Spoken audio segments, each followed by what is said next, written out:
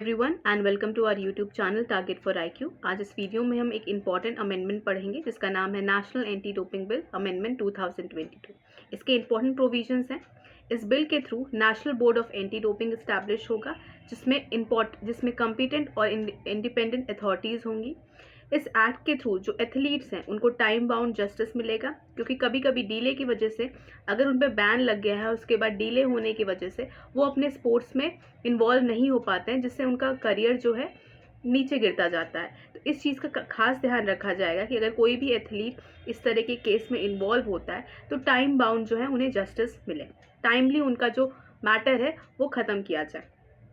ये प्रमोट करता है कि जितनी भी एजेंसीज़ हैं रिगार्डिंग एंटी डोपिंग वो उनके बीच में एक कोऑपरेशन हो, so that they can fight against doping in proper manner. इसके थ्रू ये जो इंटरनेशनल ऑब्लिगेशन है क्लीन स्पोर्ट का, इंडिया उसकी तरफ एक ये स्टेप है, so that India can fulfil it's commitment towards the international obligation.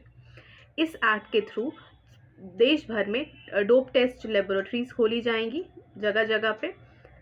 अब हम नाडा के बारे में देख लेते हैं। National anti doping agency basically होता क्या है, ये एक नेशनल ऑर्गेनाइजेशन है। इसका पर्पस है प्रमोट करना, कोऑर्डिनेट करना डोप कंट्रोल को इंडिया में।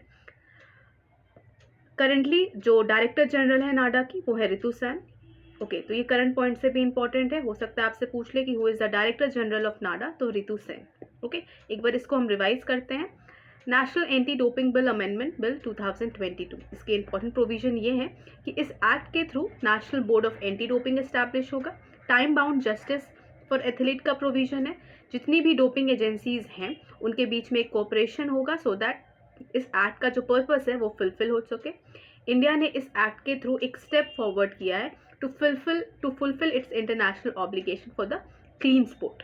देश भर में डोप टेस्ट लेबोरेटरीज खुलेंगी और रितु सेन जो है वो डायरेक्टर जनरल है नाडा की।